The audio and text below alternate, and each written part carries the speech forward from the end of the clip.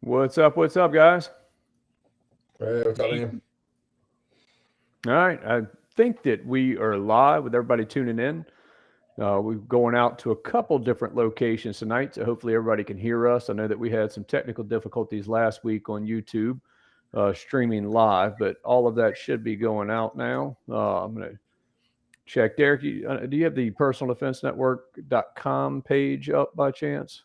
Nope, I can bring it up right now. Let's see. Just to make sure that we're live on there. I think that that's where the issues were last week. Well, thank you everybody for tuning in. Obviously, it's going to be three of us tonight. You've got myself and co-host Deryck Poole, but of course, we are joined tonight by Jeff Abraham. Jeff, you've been on the show before, right? We've had you on here. Yes. Yeah, we've had you on the show before. You know, Jeff's got a firearms business out in Georgia, does class 3 stuff, but has always been involved, big involved in competition shooting, the 3-gun, shooting as well, competition, and, obviously involved in the firearms training community, holds several instructor level certifications.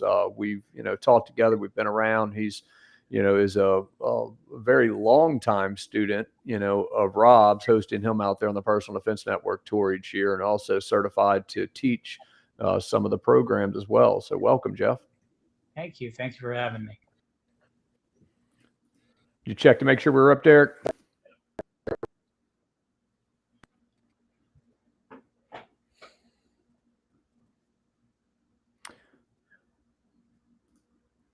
I think Deryck's freezing. Yep, it does. It looks like we are live, so great. We're live on all the pages. Guys, y'all be sure to drop in the comments where that you're tuning in from tonight. Which state, what city, whatever that is. I know that, like I said, we've got different people coming in from different channels tonight. But welcome, everybody, to the show. Deryck, can you hear me well? Or we lose him completely? Jeff, can you hear him at all? I can't. He just disconnected out. I see him coming back in now. We'll try to keep him in. Deryck is still left over from Hurricane Ian last month, so may still be struggling a little bit with internet connection over there in the Floridas. But we're glad to have him back to the show. Deryck, what else has been happening besides the storm? Actually, 2 weeks at a class scheduled up at Manatee, a defensive focus shooting pistol class, and we were supposed to have 15. We still had 11 guys and gals show up for training 2 weeks after the hurricane. Yeah, man, that's awesome. From the standpoint of someone who's been through multiple hurricanes over the years, that have seen different levels of destruction. That's awesome that y'all had people showing right back up, and ready to train. We had a camera crew out there. So I was being hosted by Armored Alliance Group. For those that aren't aware, that's like the Southwest local group that I'm teaching with down here. They have a couple guys that do all their media stuff, the Shark Brothers, and those guys live in Port Charlotte. Their house, both of their houses and their parents' houses got absolutely decimated, and those two dudes still showed up on the range to do video and like all the stuff they usually do out on the range with us. So, yeah, that's awesome. So I couldn't sit there and cry and whine about needing a roof and a lanai and a well. Yeah, it's I know I definitely get that. None of the destruction's fun, but I guess it's better to have your house still standing and not full of water, compared to those that certainly, weren't far from you. Was at your house, been there many a times, and obviously I know how close you are to the water in the Fort Myers area, and how close the eye was, coming down your street kind of thing. So, I'm glad that the damage that you had, was to the side that is recoverable. It's amazing with Mother Nature how selective it can be. I know I lived in California in '94 when we had the Northridge quake, and you'd go down a cul-de-sac, and one side of the cul-de-sac is devastated, and the other side of the cul-de-sac looks like nothing ever happened. That was a neighborhood. Yeah, true fact. Like it was literally like just a flip of a quarter, like which way was your house facing and what was to the left, right, or in front of your house, whether or not you got a lot less damage. Wow. No, definitely so. And I've gone to several different storm areas, even outside of my current home, for different types of work and whatnot. And yeah, it's amazing how you can you get close into where that eye wall is, and there's just absolute utter destruction. You know, brick walls and everything else collapsing, and then get out a few miles, and it's like, wait, you know, what happened? And then go a few more miles and see the damage again. And you said that was like going to teaching that class up in Manatee. I went up 75 up into Sarasota. I got off the highway, and when you got off the highway up north, it was like, oh, they didn't get it hardly at all up here. Like they must have been far enough out. And then I'm going inland, and as I go inland, all of a sudden I start getting trees knocked over, and then I get to my club, Manatee Gun and Archery, and like the awning in front of the building is gone. The range I was on was the only one that actually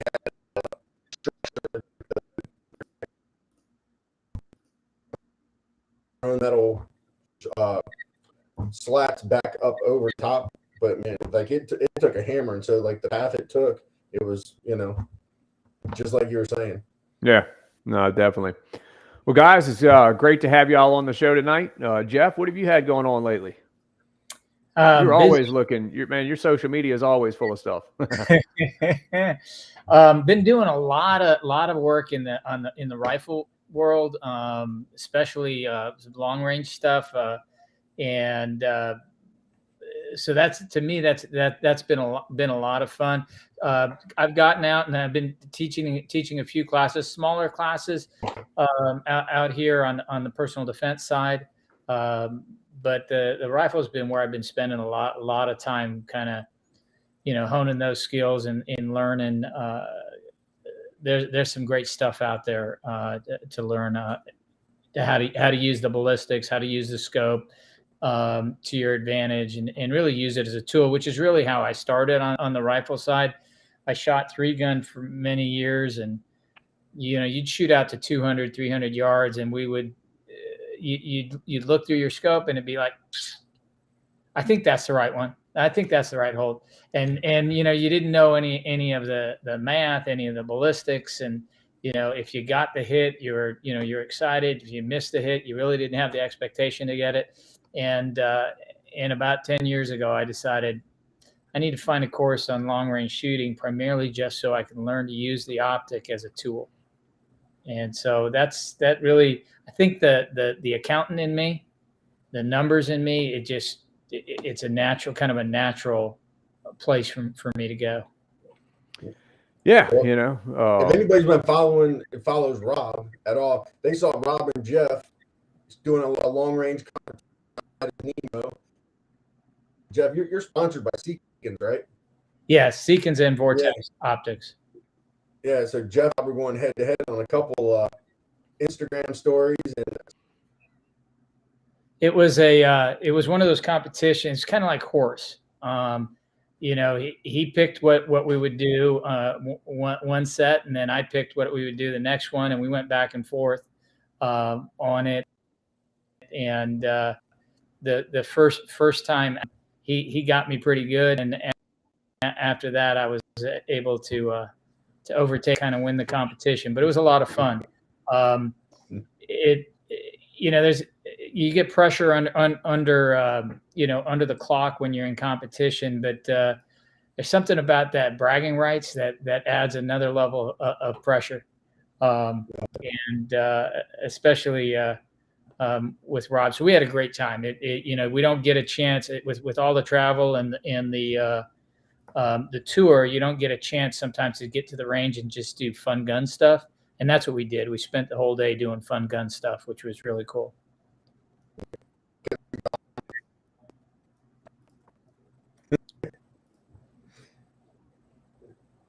Jeff, are you hearing him break up? I am hearing him break up. Yes. Right. Just making sure that it wasn't just on my side.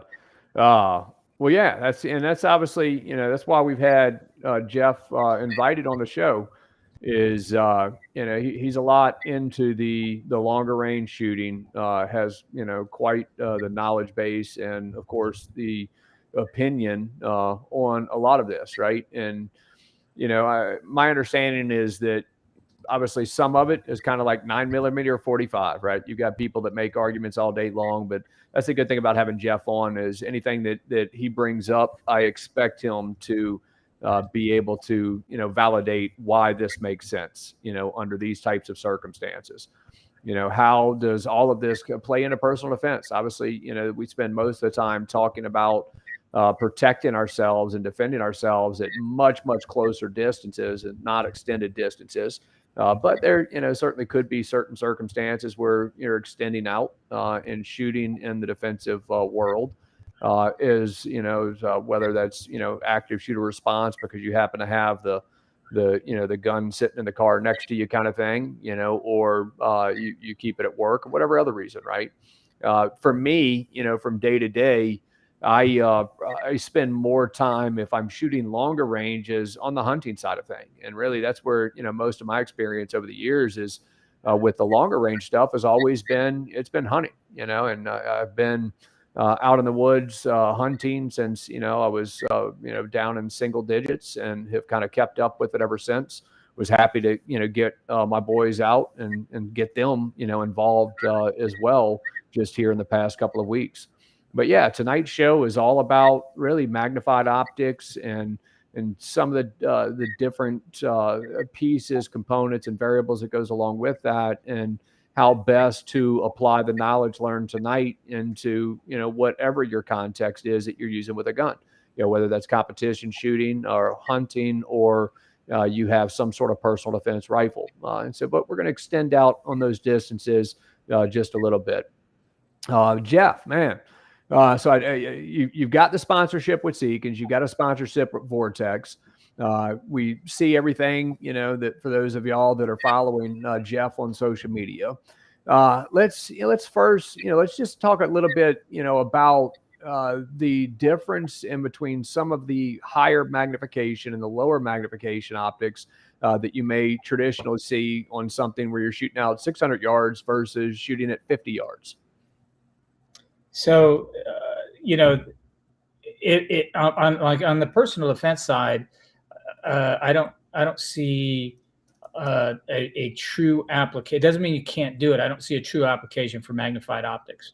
From my perspective, if you're inside of 100 yards, the quality of the dots that are out there now are phenomenal. The rifles and the dots, very, very accurate. If you understand your holds, and for what we do on the defensive side, there's not a lot of, if you're zeroing at 100 yards, there's not a lot of disparity as you move up. It's pretty predictable. Where you start moving into magnified optics is, I think, beyond that, and it's obviously dictated by size of the target. Again, on the personal defense side, you're looking at the high center chest, or maybe a headshot or something like that. So the size of the target is reasonable. As you move into competition, you're looking at potentially some smaller targets. The targets that the smaller side of the targets that Rob and I were shooting at 520 yards, it was about 6 inches, 6-inch circle. So having that magnified optic is helpful. In the 3-gun world, I run a 1 to 10 optic, not because I run it at 10 power, but it gives me the ability to magnify up, primarily to spot things and do things. One of the things that people need to understand is, as you each optic has a range that you can see. And as you zoom in, it gets narrower. So that field of view gets narrower and narrower. And as you move the rifle, it magnifies the movement. So if you're trying to transition from one target to another target, or you're trying to track an animal that's moving, the more zoomed in you are, the harder it is to stay on that target or to follow it, because the movements are magnified. The reason that, so I shoot right now, I'm shooting for my long range stuff 6. scope. The only time that I'm up at the upper end of that scope is if I'm spotting. So if I'm running a team situation and I'm spotting for my partner. But the reason that I like the larger scope, even though I'm going to run it at 18 or 19, is that field of view is still big. It's big enough that I can use it. If you start running up against the top end of your magnification, that field of view gets very narrow, and it starts to limit the application that you can use that optic in. So your long range setup, you said it will magnify out to 36 power, Yes. but you're very rarely, if at all, getting to the full magnification. Correct. So last year I pushed out to a mile, and I was at about 21 power on that, 20 when I shot that. As long as you've got a clear view of the target, you got a clear on the reticle, you know where your hold is. Moving that far out is in the magnification just makes it a little bit more difficult for to adjust, because again, when you're out at the long range, one of the keys is being able to follow your shots and get the feedback and the miss and make the adjustments. And so if you narrow that field of view, it starts to get very difficult to see those shots. Yeah, no, definitely easy to miss that, at that point.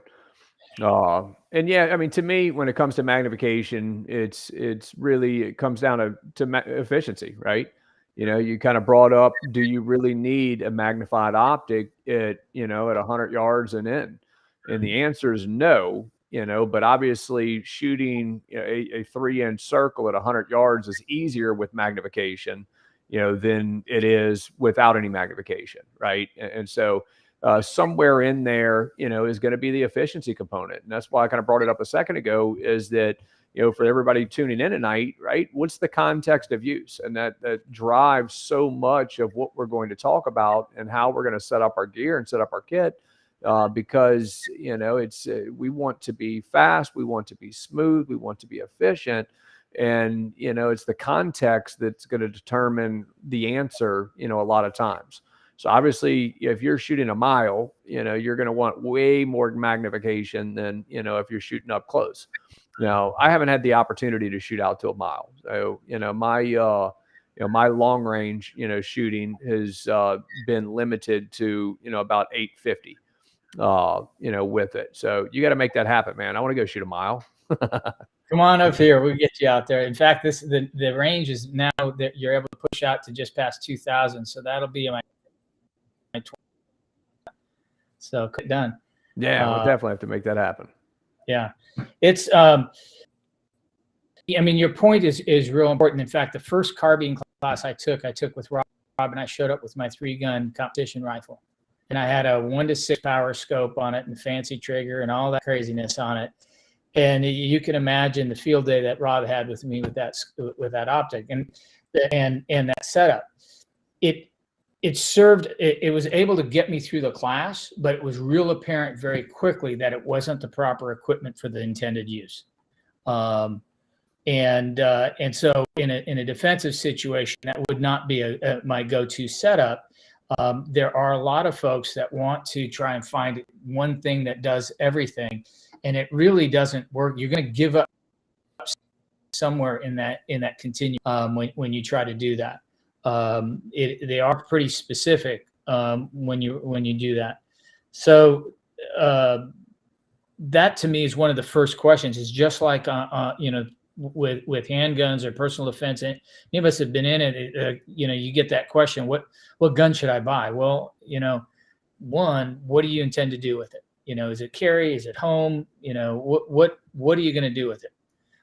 Because that starts to dictate it, and then obviously the fit and all of those things. So it's the same thing with your rifle setup. It's the same thing with an optic setup.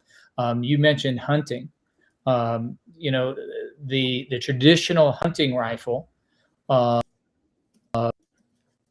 is, so there's innate that go on in magnified optics. One is your zero. There's people that say 50 yards, there's people that say 100 yards, there's people that say 200 yards, and they all have their rationales for it. Their debate is, do you go with MOA or mils, which is the design of the reticle and the increments that are put in the reticle. You know, then the other one is front focal plane and second focal plane. And all of them have pros and cons, and all of them have specific applications. You know, to me, the biggest debate that is common to the 9mm 45 is the zero debate. And you know, the 50 and the 200 is the common belief is that if you zero at 50, it's the same zero as 200. That's not entirely accurate. With a given rifle and a given that has the right velocity, you can, because the trajectory will work that way. But if you take something out of the box and your rifle barrel isn't the same barrel or the same style or the same performance that they measured that on, you might be a 50-yard zero and 182-yard on the second one. So it's not a guaranteed 50, 200, but you hear that all the time. It's the same thing with there's reticles that they're BDC reticles, which is a bullet drop compensator reticle. So essentially what they're designed to do is that you have your zero at the center point, and then each line is even increments. So the first line might be 200 yards, the second one 300, the third one 400.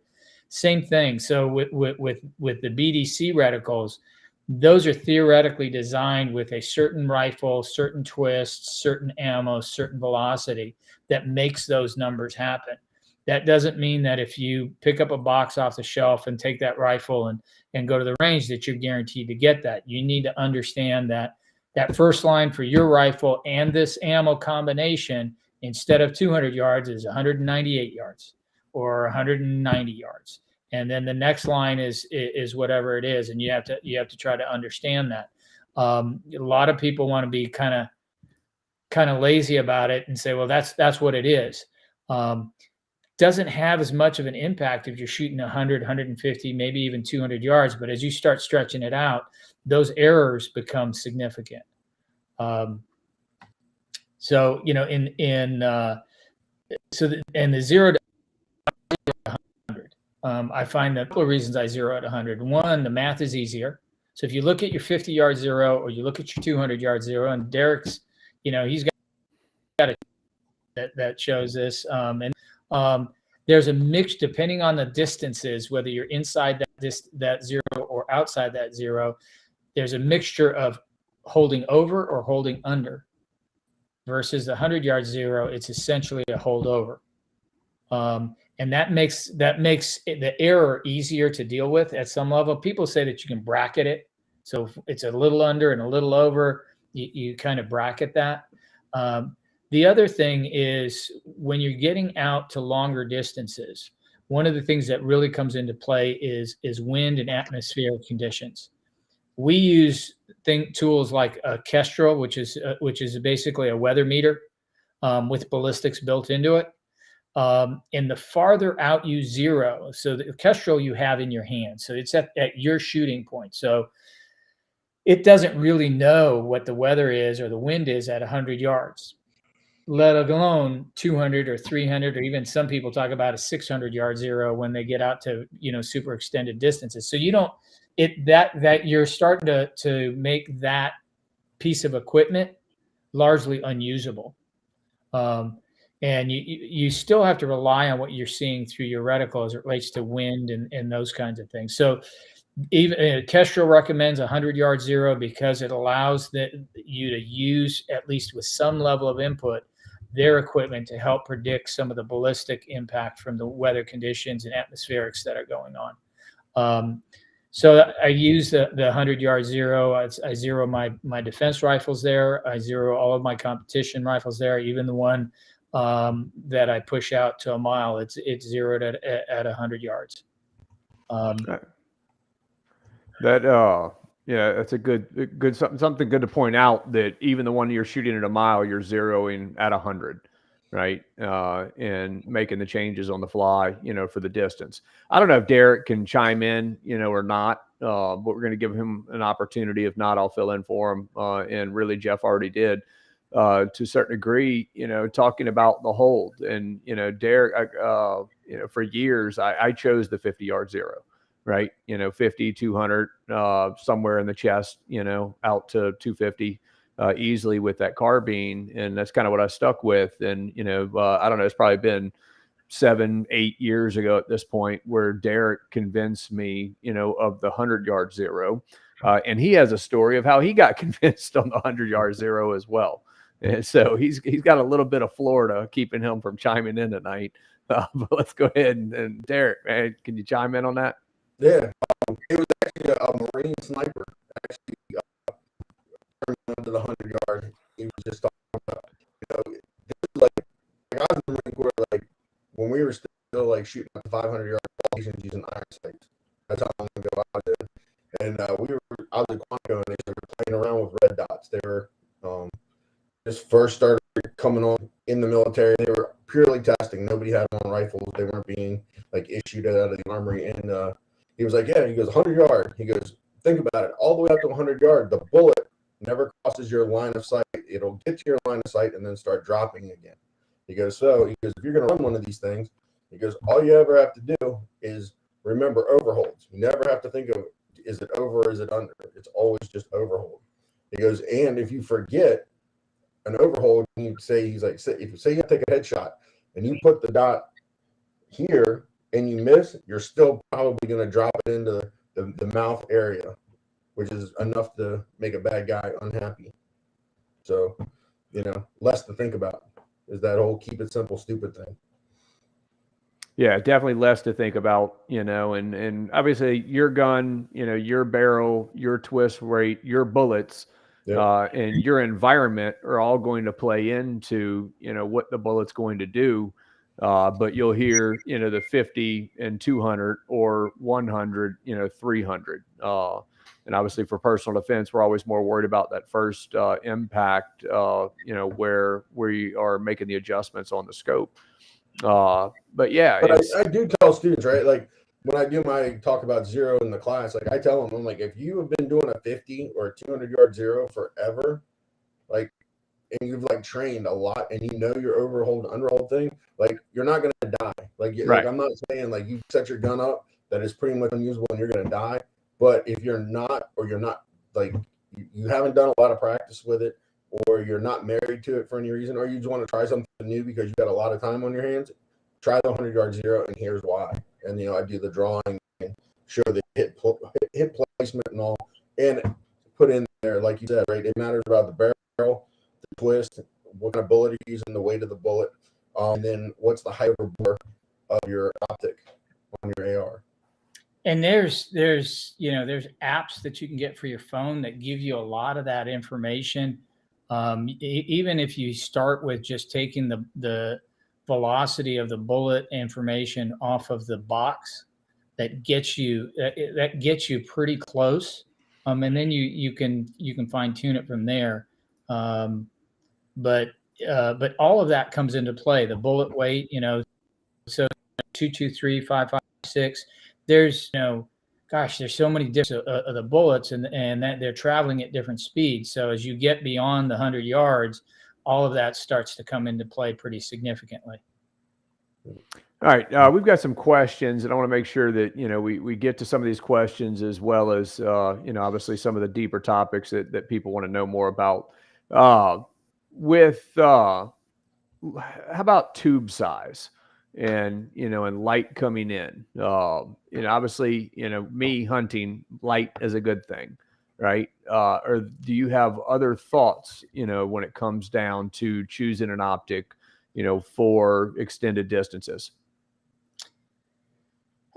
Tube size is a major issue because, like you said, it's kind of what dictates a couple of things. One is the light coming in, but the other is the amount of adjustment you have in that scope. So you've got adjustments vertically and horizontally that you can adjust the reticle, and the tube size is going to restrict how far that can move from the pure mechanics in the manufacturing process. All of your larger or magnified scopes, 10 and above, will be 34 millimeter type tubes, and then your kind of standard hunting ones, a lot of those are kind of in the 30 millimeter range. So that's one factor. Then the objective lens, the lens that's facing the target, the size of that is the other factor. And in the hunting world, you've got to look at weight and just the kind of the size of the platform, your ability to move with it and work with it. In the competition world, if you're shooting bench rest shooting, you really don't care. Your rifle is gonna, my long range rifle that I do sniper competitions with the scope on it weighs 19 pounds, but it doesn't move when I pull the trigger. Probably not much at all. No. That's a tank, dude. So it is. So your tube size, you don't get a lot of choices because the tube size is typically dictated.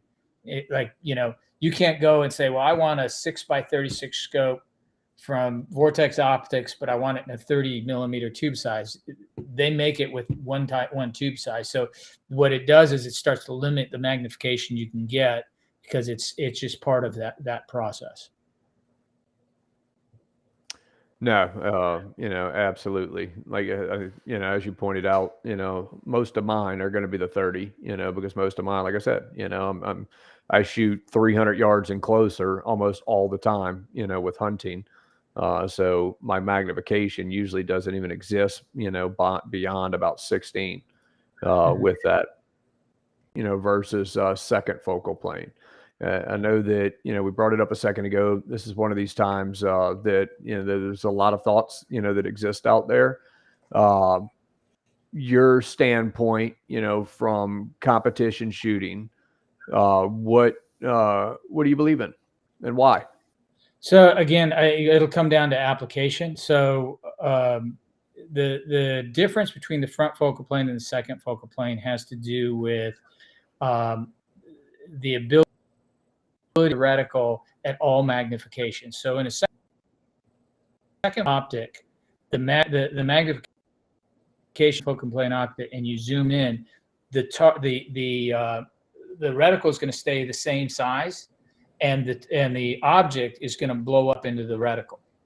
All right, and the hash marks in the reticle are designed to be a certain distance. So if you're an MOA scope and they have, hash marks, the first one is, it'll be maybe a half MOA, then 1.5, then 2, all the way down. But that's only true at the highest magnification level, because that's how those scopes are typically designed.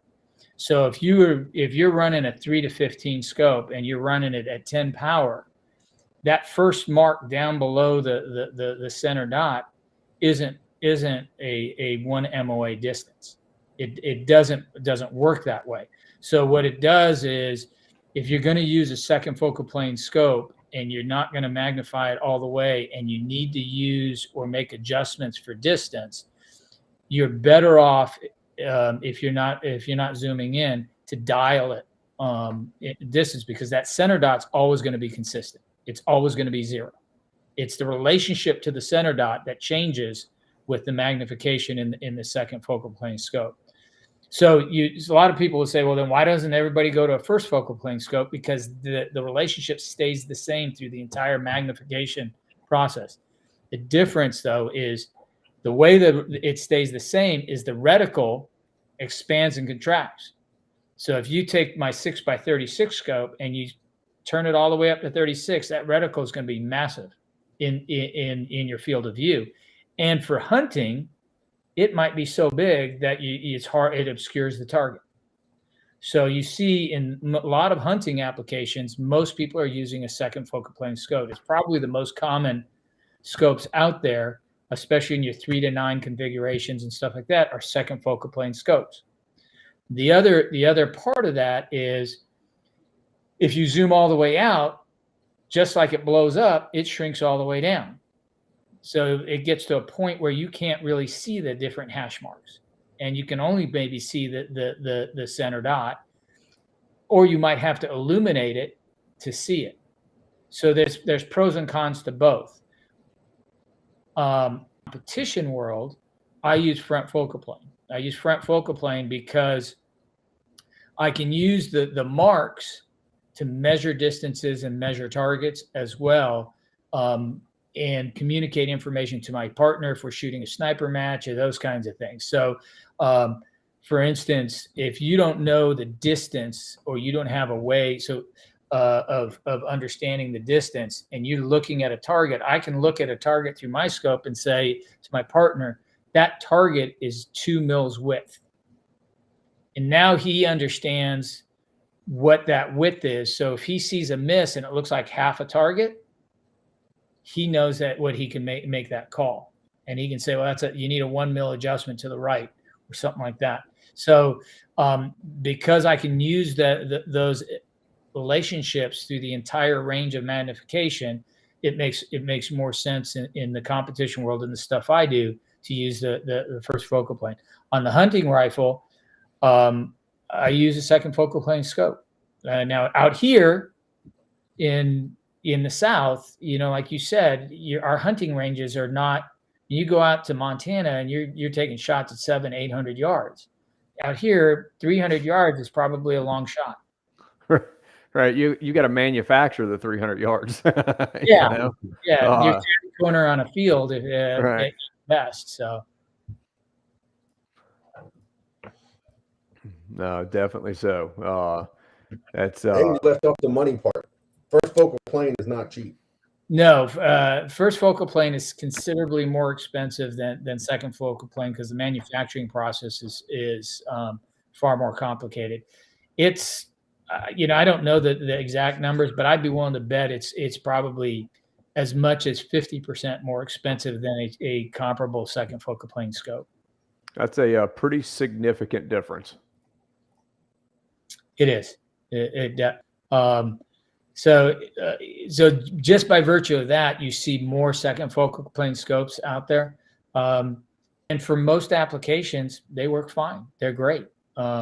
It's not, one's better than the other.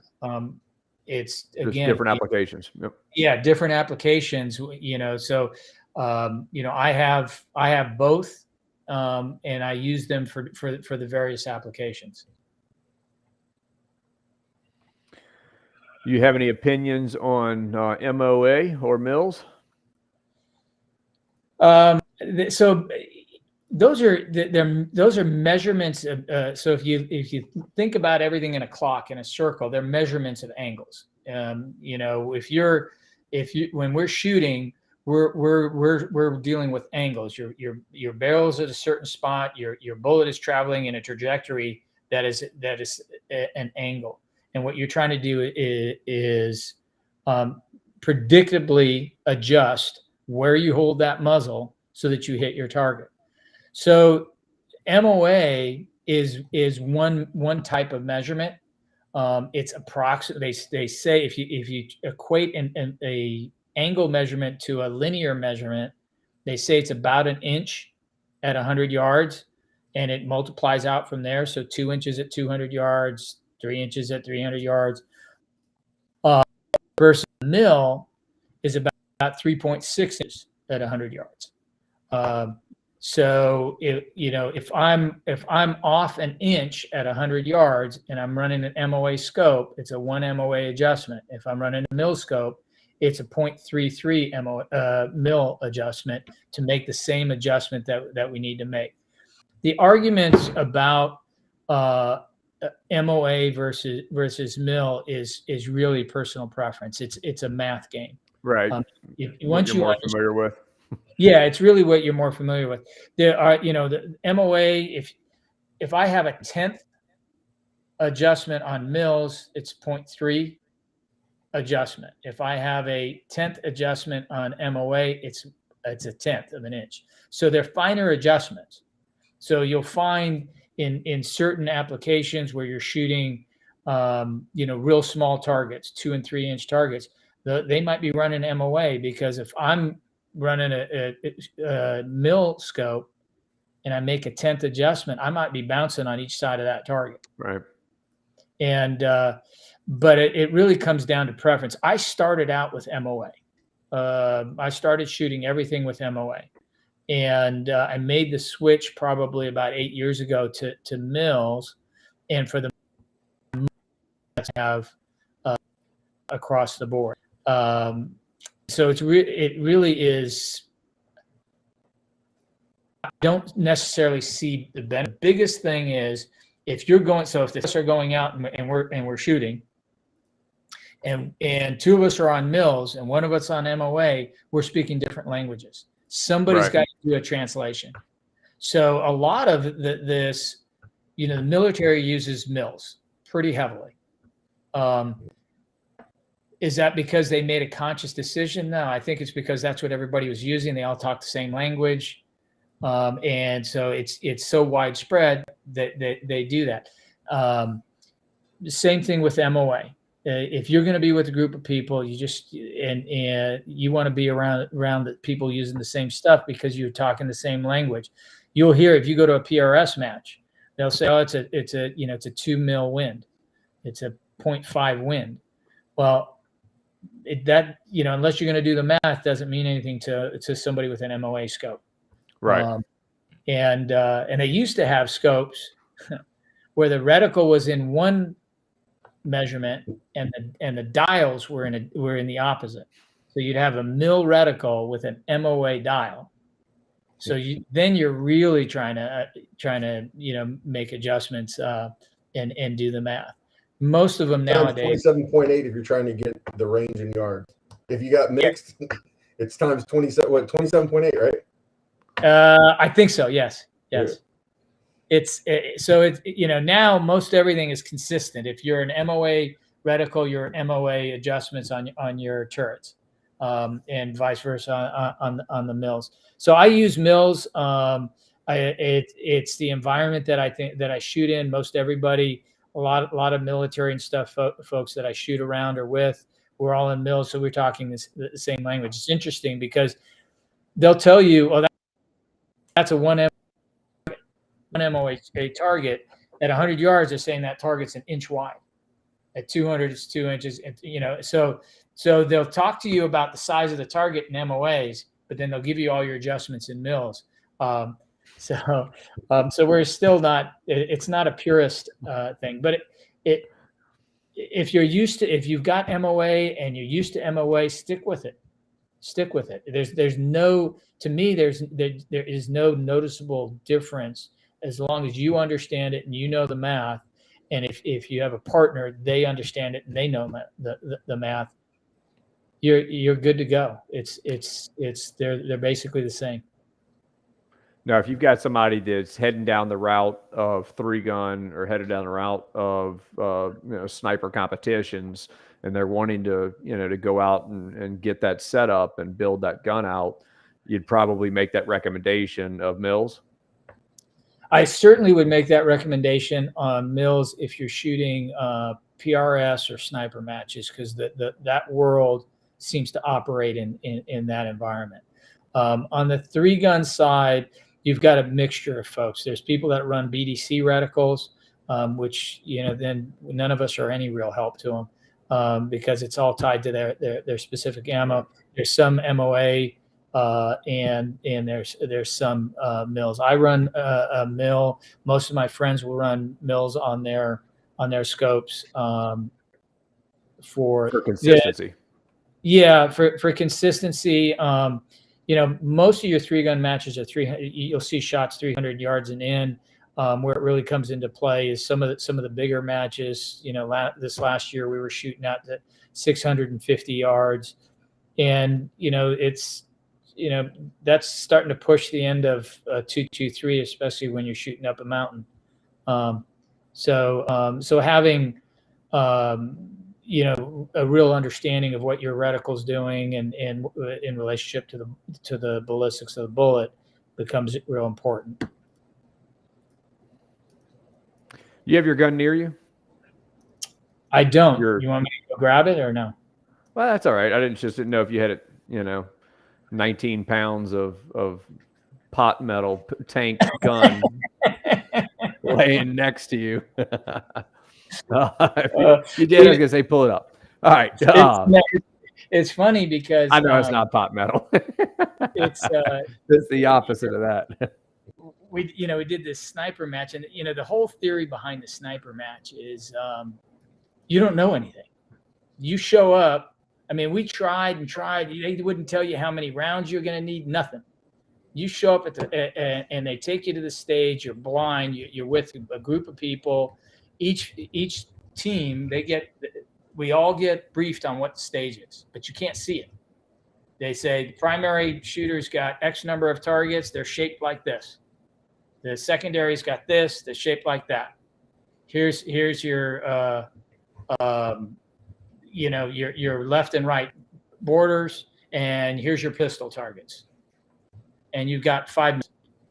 And then you come around basically go around the curtain and see the stage, and you gotta figure these things out.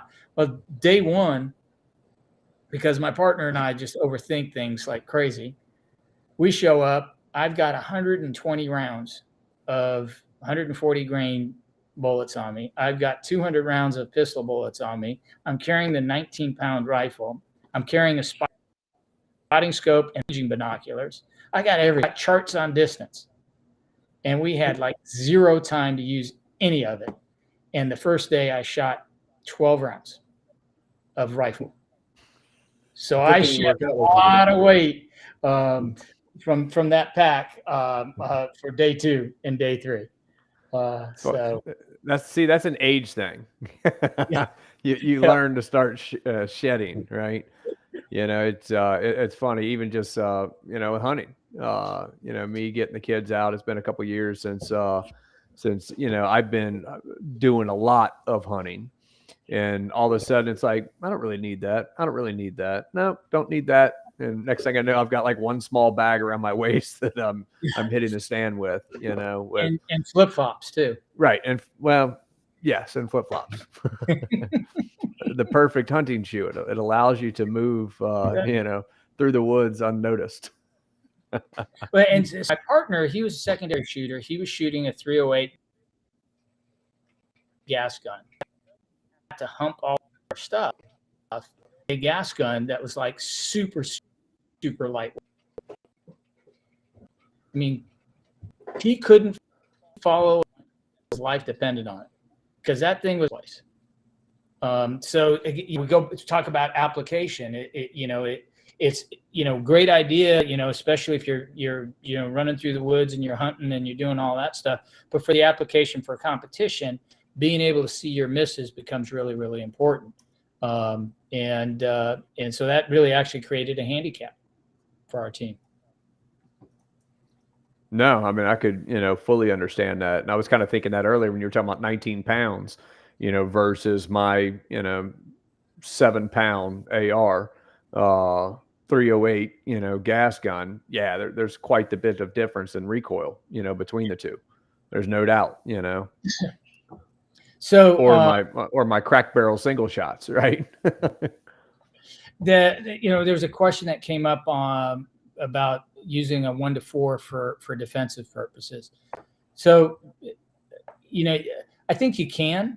It's probably the biggest thing once you put a magnified on a rifle for defensive purposes is periphery vision, because you've got this long tube down the rifle versus this dot that's probably about this wide. So it starts to obscure your ability to use both eyes and be able to see what's going on in your periphery. But for a while, I ran a 1-4 on my defensive rifle, and I would use it like a dot. But I didn't see a ton. Exactly. I jumped on, like, remember it was like, I don't know how long ago now. It was a good 2, 3, 4 years ago where 1-4 was like the hot lick for your personal defense rifle. 1-4. Well, back then is when I had a gun shop, and like, so we had scopes and stuff sitting around, and that what I just held up, it was like a high-end Meotac 1-4, which is a true one. And I mounted it up, threw it on the rifle, and like went out and was like, all right, I'm gonna really give this a go. How does it work compared to like just a regular reflex red dot? And it performed fine, but I was like, all right, why do I need the 4-time? Because I'm never going to be shooting anybody where I need a 4X in personal defense land. 2, I don't like carrying around a heavy rifle for personal defense, especially when I'm teaching. Like, last thing I want to do is walk around a range with an extra weight hanging off of me while I'm teaching. So I thought it worked fine. But like it's so much faster thing didn't bear out to be true in my opinion. I didn't see it as faster. In fact, that, like I said, that carbine class I was running, I think it was a 1-6 at that time with Rob, and almost everybody was faster than me in acquiring the targets and especially if you're having to transition to multiple targets. Yeah, definitely so. And I mean, and I think, again, this kind of goes back to context of use, right? I think that, if you're talking about a patrol rifle or even potentially a staged rifle for use in an active shooter situation, in a house of worship or something like that, the magnification can psychologically, give you a little bit more lead, a little bit of a bonus, making that shot seem a little bit easier. At this point, I think we've seen multiple officers, take hostage shots with rifles, at 40, 50 yards on headshots that would have been extremely difficult shots to pull off without, a tremendous amount of confidence. And I think the magnification gave the confidence they needed to pull the trigger. I believe that. I trained it a lot. Like 50 yards is not like with an unmagnified red dot to make a headshot. The psychological, oh my God, if I miss, there's somebody I don't want to hit involved. Like, definitely, I could see, like, I'm not pulling the trigger because it's not worth it. But the other thing that happens with the red dot, as you start moving out in distance, it starts to dwarf the target. Right. So that starts to shake your confidence. Whereas if with the magnified optic, if you can zoom in, you're starting to get, it's starting to look more precision. The dot's smaller on a bigger target. So your confidence level goes much, much higher in that regard. So there was a question about, calculations and bullet and how the bullet flies. So there's a lot that goes into it, but it's all the same. So whether, depending on the rifle and the caliber, it's the same process. The couple of things that you need to understand. We need to understand what the velocity is of the bullet leaving the barrel. There's ways to measure that. There are chronographs. There's radars that'll measure it. Or, like I said earlier, you can use that information is usually on the outside of the box, and it's a good starting point. So you need to know that. You need to know the ballistic coefficient of the bullet. That also is on the box typically. The ballistic coefficient on the bullet is a measurement, and don't ask me how they come up with the measurement, but it's a measurement of the efficiency of that bullet to fly through air. So, it's friction. It's a measurement of friction. So the higher the ballistic coefficient, the better it is in cutting through the air. The weight of because that's going to impact how much gravity impacts it. And then you need the specifics about your rifle, which are pretty easy. Like I said, there's apps on the phone that you can get. The one that's most popular is Streetlock Pro, where you can plug all this information in, and then you put your distance in, and it's going to tell you where that bullet's going to be. It's going to tell you whether you have to hold an inch, 2 inches, 3 inches, whatever, as far as that goes. And in most cases, that gets you pretty close. What we do is it's called truing your data.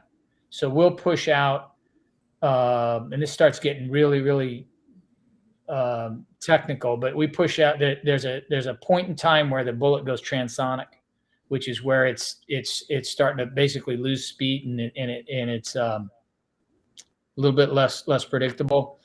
So you want to go out to about 85% of that distance. So for instance, a 6.5 Creedmoor, somewhere around 800 yards, and see where that bullet hits and see what your data is telling you. So if my data tells me that at 800 yards, I should be at 3.4 mils, but it's hitting at 3.2, I true it for that, and it'll recalculate everything along that line based on that information.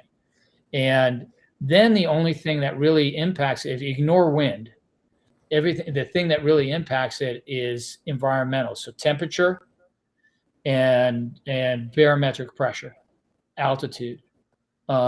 Those things will impact the bullet. Again, the calculators will do all of those calculations for you. I went so range out my Kestrel, and I've got my phone, and I've got all these calculations going on, and shoot, and I hit about 8 shots, and I hit the mile target. This older man shows up, lays down his mat. He's got this old tattered notebook, and he's got this massive rifle. It was a 338 Lapua, and he's shuffling through this notebook, and he's looking at stuff, and he's making adjustments on his scope. And the spotter says, "What target are you going at?" Because it was a sea of steel starting at about 200 yards out to 1,000, then it jumps to a mile. And he looked at him and he says, "It's mile day, isn't it? I'm going to shoot the mile." Hadn't shot a single shot. And he pulls the trigger and he hits it one shot, closes his book, takes his rifle, packs up, and leaves. And Mike, who is the spotter, I said, what he said, he does that every month we do the mile shot. But that's the old way. So what he does, so people, you talk about dope. That's data on previous engagement. That's what dope stands for. In the old days, they would write all the information about the shots that they're taking and where they're hitting for that day. It'd be, whatever, this day in 1992, the sun was over here and there was 4 clouds and a horse running through the field and the wind was this. And he's shuffling through the book and he's finding the day that he previously shot that rifle and that ammo with conditions similar to what we're in. And he's making the adjustments based on the information he's reading on his notes. Well, the phone now, or the Kestrel, does all that for you. So it's pretty straightforward. I thought it was very, very complicated. I found an old video that was put together by Todd Hodnett, who is one of kind of the long-range gurus out there. He's got a facility in Texas where it's 360 degrees. So he can put you in any wind he wants you in. So you can never leave there 100% confident because he's gonna find a spot that's gonna challenge you. But he did a video that really simplified the ballistics, and that it's all about understanding the math of that bullet, the speed of that bullet, leaving the barrel, where you're zeroed, and all that information put in the computer, and it's going to give you the information. And as long as you execute the shot, the only thing that's left is understanding wind, because the math is the math. I remember, like I said, about 10 years ago, I decided I was going to take a 2-day long-range course because I wanted to learn how to use the scope as a tool. So I went down to a place in Florida. It's now called Altus. It was called Core Shooting Solutions back then. And the instructor, who is Matty Nilsson, who's up at Seekins now, was one of the instructors, and he basically said that he would have everybody out to 800 yards by 10 shots on the second day. And of course, I sat there and said, not going to happen. No way. And because I was in that world of, gosh, I'm shooting 300 yards and hope I hit. Well, the first thing we did is go out and zero our rifles and measure the velocity coming out of the rifle. And then we learned about the ballistics. And we come out the next day, and there wasn't a single person in that class that didn't hit 800 yards inside of 10 shots, because it was math. It really was math. Now, you've got a sniper on glass telling you what the whiz is, but at the end of the day, the math is the math. I called him probably 8 months later because I'm getting ready for a 3-gun match, and I'm shoot out to 250, 300 yards, just crushing the target.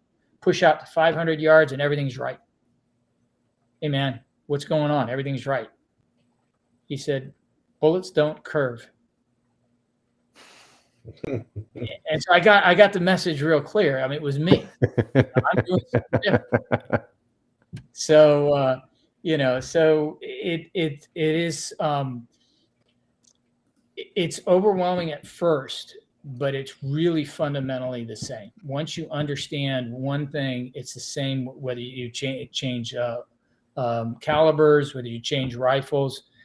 It's about velocity out of that rifle. It's about weight of that bullet. It's about the BC on that bullet.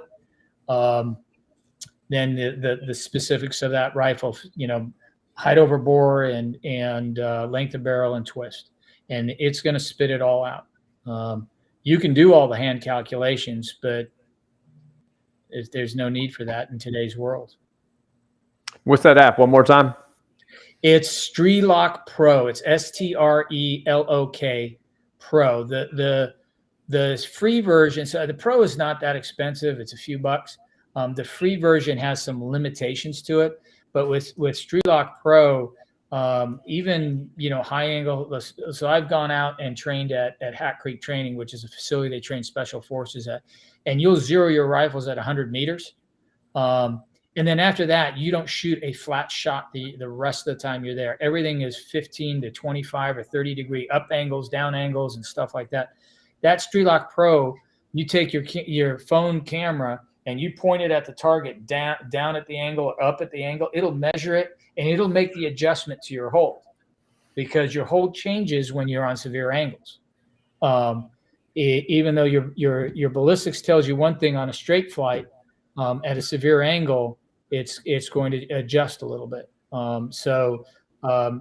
It does pretty much everything you need, and it's very, very common. Most people are using it in competition. So finding people to help out is great. I just had a guy. I delivered a 6.5 Creedmoor gun guy this past weekend, and it's basically the same that Seekins built for me. So I took all of my rifle information and gave it to him, and he was hitting 525 yard 6-inch plates all day long because he was using the same ammo I used and essentially the same built rifle that I'm using, so that information kind of transfers over. So that's how consistent it is. So it takes this work out of it, and I think that's that kind of that big mystery. In the old days, when you had to have your data book and all of that stuff, it was a lot more complex than it is today. No, definitely technology has made things a little bit more efficient to be able to work with. And again, like you said, not have a history book being able to carry around with you, because you've shot enough under all these circumstances to know what the rifle does to be able to repeat it, in the book later on. And even things like the technology with rangefinders, so you're not guessing the range anymore. You can laser a target and know what that range is. So that helps. I mean, if you're trying to estimate the range and you're off by 10 or 15 yards and you're out, 300-400 yards out, you're going to miss the target. But with the rangefinder, you're going to get your ranges within a few yards. No, definitely so. Absolutely. Been, like I said, in the hunting world, been using rangefinders for a bit of a few years to be able to, not have to guesstimate those distances. Yeah, and in the hunting world, so for us, it's a miss. It's you don't want to miss, but it's a miss. In the hunting world, it becomes the best thing that can happen is you miss. The worst thing that can happen is you have a bad shot, and now you've got a wounded animal that you're trying to chase down, and it's not an ethical kill. Right. And and that's something I'm big on, right? It's like I refuse to take my kids out until I had 100% confidence to know that they were fully capable of taking the shot, with my expectation of being able to hit the target at whatever distance we were going to shoot at. And that's, you hunt, you've been around shooters. There far too many people have gotten away with, with missing over the years. Is you got to shoot with confidence. It's true. I mean, and we talk about it in the defensive side. I mean, if you are going to take that shot, you have to be taking that shot with 100% confidence that you can execute that shot. Yeah. I mean, I get it. Things obviously come up. There's always exceptions to everything. But missing on a regular basis should not be a thing. Whether it's, certainly not with personal defense.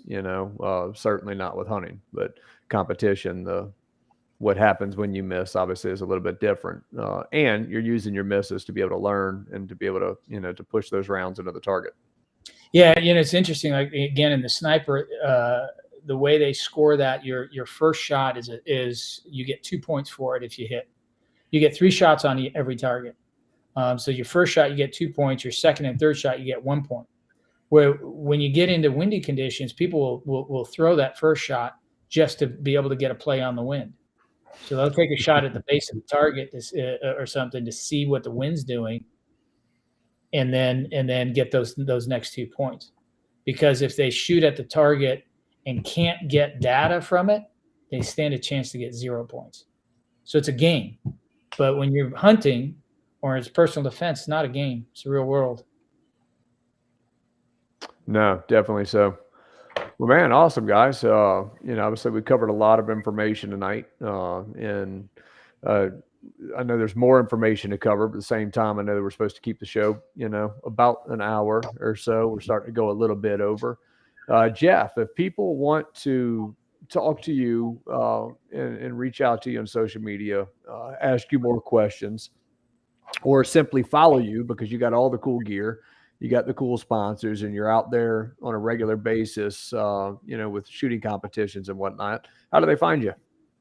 I am on Instagram, Twitter, and Facebook at notrightshooters.com. And my website's notrightshooters.com. My handle on those platforms is also notrightshooters. And Jeffrey Abraham on Facebook is my personal site. So even if you hit me up there, I can get you to the right spot. But Not Right Shooters, you should be able to find me. If you get to my website, there's links to all of my social media there. Awesome. And drop some great comments there's great questions in the comments tonight. If y'all have more questions, feel free to drop them in there. We'll try to pay attention, over the next few minutes and chime into the discussions if that ends up coming up. Other than that, any last thoughts, Deryck or Jeff?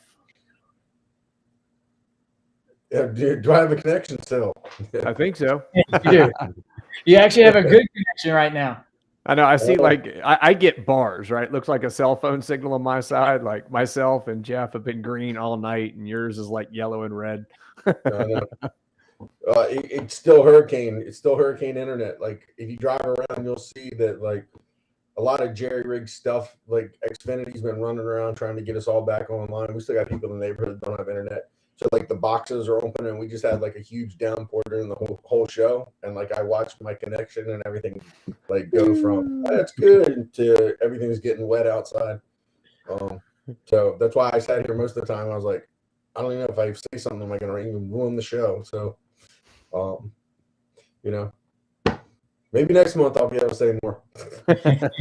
I know last month you couldn't even watch this show, much less be part of it. This month the connection's gotten better though. I think once the rain went away, your connection came back. So I think you definitely hit the nail on the head with that. Yeah. Well, awesome, guys. You know, a lot of what we talked about tonight, you know, some of that great Vortex stuff or, you know, other optics, you can find, you know, online at primaryarms.com. They have sponsored the show tonight and have been a sponsor for a good bit of time. You know, we certainly thank them for that. Primary Arms online store. There's a tremendous amount of gear. I mentioned it before. They all constantly running specials, but they have all they got a fantastic website, but all kind of options for guns and gear there. So if you haven't checked them out, be sure to check them out. And Jeff, I'm going to get to post a picture in one of the comments of his setup so that y'all can see his setup in a minute, or you can check it out, you know, on his social media. But other than that, thanks for tuning in. We will catch y'all next month on Training Talk, first Wednesday of the month. Thank y'all. Thanks, Jeff.